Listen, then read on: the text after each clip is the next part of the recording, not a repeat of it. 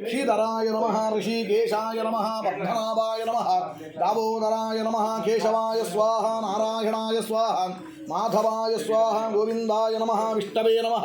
मधुसूदनाय नमः त्रिविक्रमाय नमः वामनाय नमः श्रीधराय नमः ऋषिकेशाय नमः पद्मनाभाय नमः दामोदराय नमः पवित्राणं पवित्रं यो मंगलानां च मंगलं दैवतं देवतानां च भूतानां इतरम् इति अग्निबीजं लिखित्वा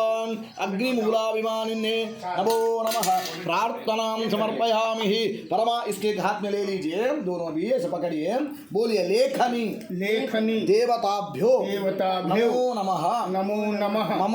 मम व्यवहार क्षेत्रे दिने दिने